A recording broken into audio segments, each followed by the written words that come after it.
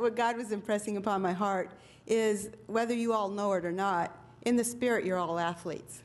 And he says to run your race of faith, with endurance, laying aside every encumbrance. And he says to run as to win. And so I encourage you all to run as to win. And tonight, the song that God gave me, the Lord wants you to know that it's from his heart. God's heart is your Father to your hearts, his children. And he wants you to know he's alive and well. So many times we think that he's not alive, that he's not around, that he's not working on our behalf, that, oh God, where are you? But God is alive. And if we really believed God was alive, we would really move on this. But you can't imagine that he's not when you're hearing and seeing all this. But God's progressive and God's increase. And that's what he's doing here. And he calls us to run that race. And in this song, God is sharing with us that his faithfulness to our hearts is still alive. And his faithfulness to those people's hearts that are crying out is still alive. And these people are not crying out because they have a live God.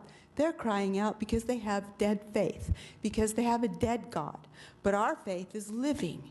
And we are to be his hope that lights the way. And we are to be his answer to their crying eyes. And we are to be his message marked with grace, because God's love is still alive, and God's healing is still alive, and God's power of the cross is still alive. And I pray tonight that this song penetrates every fiber of your being, and we get involved as the Marines of the army of God, and we march forward as one nation, protecting our own, and that we march forward as one nation, capturing those that are dying and bringing them home. And that is my prayer tonight.